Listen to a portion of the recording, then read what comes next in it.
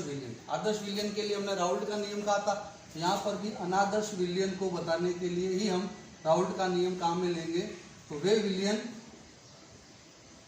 जो राउल्ट के नियम का पालन नहीं करते हैं, ध्यान रहे, करना कुछ नहीं है, वहां आदर्श विलयन में राउल्ट के नियम का पालन करते हैं, अनादर्श में राउल्ट के नियम का पालन नहीं करते। तो वे विलयन जो राउल्ट के नियम का पालन नहीं करते हैं,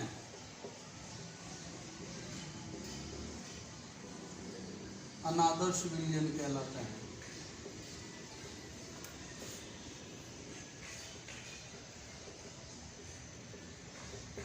जैसे आदर्श विलयन के लिए हमने शर्तें बताई थी, वैसे ही हम अनादर्श विलयन के लिए आवश्यक शर्तें बता सकते हैं। जैसे आदर्श विलयन के लिए लिखी है, वैसे ही अनादर्श विलयन के लिए। शर्त नंबर 1 क्या हो जाएगी? जो राउल्ट के नियम का पालन नहीं करे, तो आप लिख दोगे PA is not equal to PA not XA। वहाँ पर हमने बराबर किया था तो पालन करता है, यहाँ पालन नहीं करता, तो आपको क्या करना है? बराबर के सामने बराबर नहीं का निशान लगाना है। इसी प्रकार PB is not equal to PB not XB, या P is not equal to PA plus PB, इस तरीके से आप लिख सकते हैं। इसी प्रकार दूसरी जो शर्त होगी वो क्या हो जाएगी? डेल्टा V मिश्रण इज नॉट इक्वल टू 0। तीसरी आवश्यक शर्त हो जाएगी डेल्टा H मिश्रण इज नॉट इक्वल टू 0।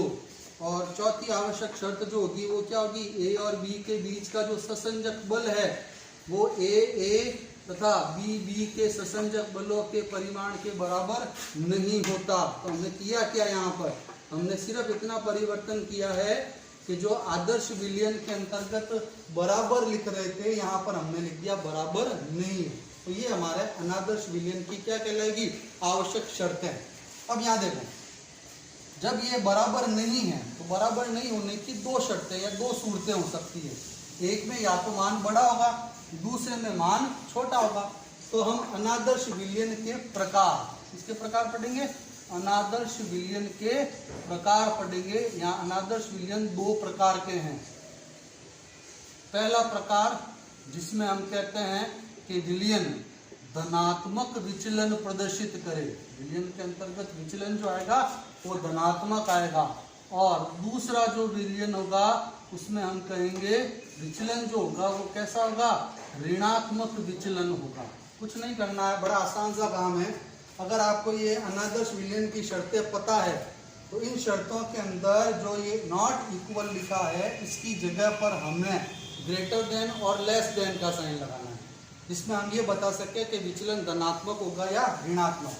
तो अगर धनात्मक विचलन की बात करें तो शर्तों के अंदर इस नॉट इक्वल की जगह पर ग्रेटर देन साइन आ जाएगा, यानी PA is greater than PA not XA, PB is greater than PB not XB, या P is greater than PA plus PB। यानी विलेय और विलायक की तुलना में विलयन का वाष्प दाब जो होगा वो क्या होगा? अधिक होगा।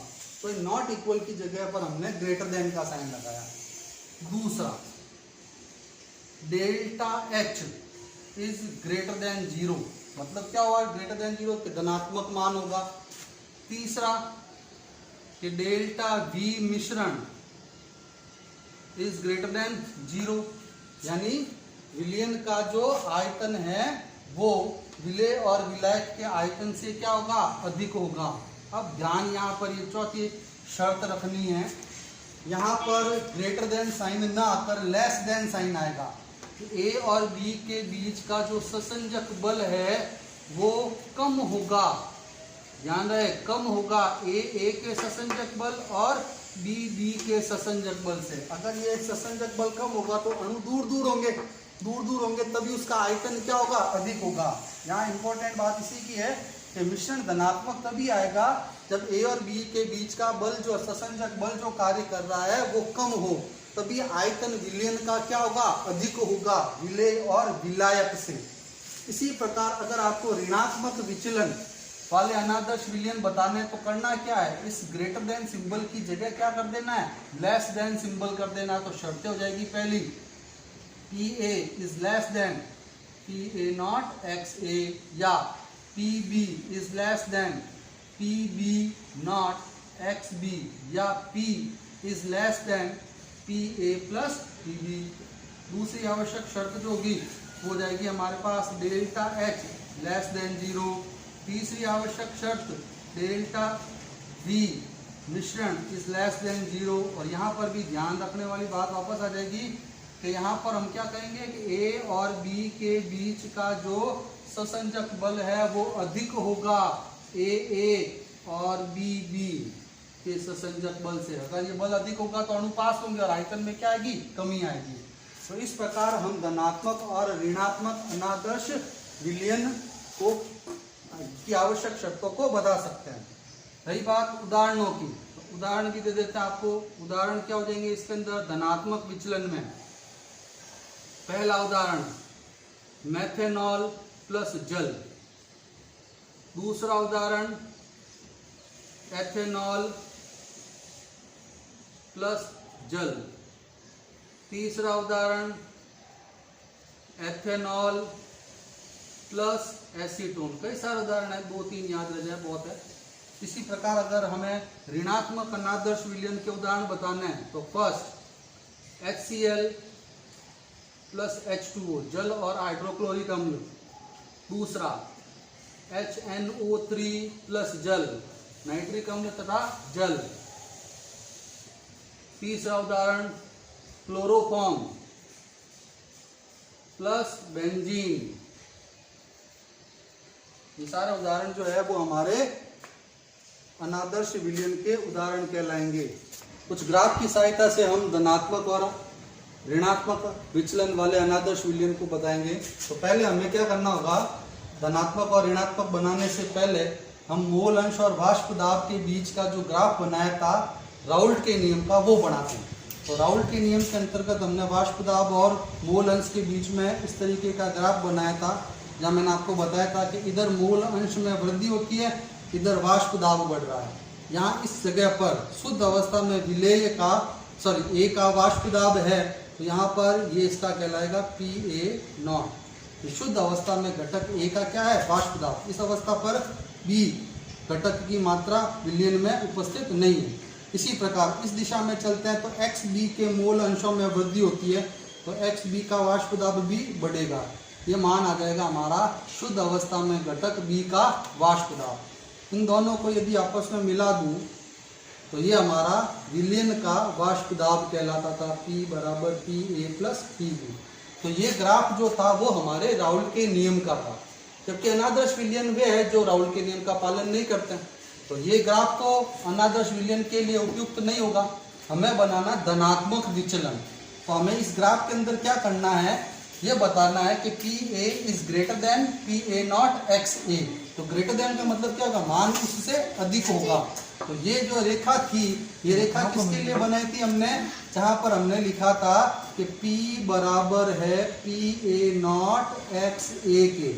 अब हमें बताना है कि PA इज ग्रेटर देन है PA0 XA, तो इसकी तुलना में मान क्या होगा, अधिक। तो विचलन अधिक बता देते हैं इसके अंदर। यहाँ पर इसकी तुलना में, इस ब्लू लाइन की तुलना में ब्लैक लाइन को देखोगे तो मान इसकी तुलना में क्या है, अधिक है। ये मान दर्शाता है कि PA बड़ा है PA0 XA से। इसी प्रकार दूसरे वाले को भी व्यक्त कर देंगे कि PB is greater than PB0 XB। तो यहाँ पर इस ग्राफ के अंदर हम धनात्मक विचलन दर्शा देते हैं। ये धनात्मक विचलन, ये सरल रेखा दर्शा रही थी कि PB बराबर है PB0 XB के, और ये जो काली वाली लाइन हमने बनाई है इसकी तुलना में अधिक, ये बताती है कि PB is greater than PB0 XB। इसी प्रकार तीसरे व्यंजक के लिए कि P is greater than PA plus PB, तो यहाँ पर हम देखें ये रेखा दर्शाती है P बराबर PA प्लस PB, इससे अधिक मान क्या होगा। इस प्रकार वक्र के अंदर विचलन धनात्मक दर्शाते हुए हम लिख देंगे कि P इज ग्रेटर देन क्या हो जाएगा, PA प्लस पी बी। है बात समझ में? इसी प्रकार आपको क्या करना है, ऋणात्मक विचलन वाले अनादर्श विलयन के लिए ग्राफ बनाना है।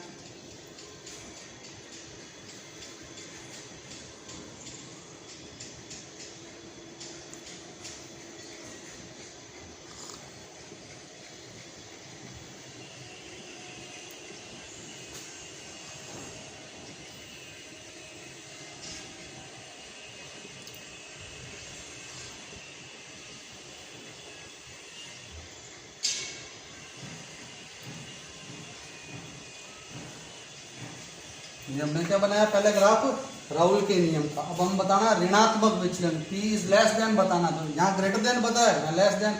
लेस देन में जो मान होगा वक्र जो है वो नीचे की ओर बताना है, सरल रेखा से नीचे की ओर। इसी प्रकार देखो दूसरे वाले व्यंजक के लिए बता देते हैं, सरल रेखा से मान जो है वो कम बताना है तो हम कम की ओर बता देते हैं। ये तीसरे व्यंजक के लिए मान भी लिख देते हैं। ये मान किसको दर्शा रहा है कि P A is less than P A not X A. ये किसको दर्शा रहा है कि P B is less than P B not X B. और ये सरल रेखा से नीचे का P is less than P A plus P B. तो ग्राफ को समझ के बनाए, रटे नहीं, याद नहीं करे उसे, समझ के बनाए, बड़ा आसान सा है।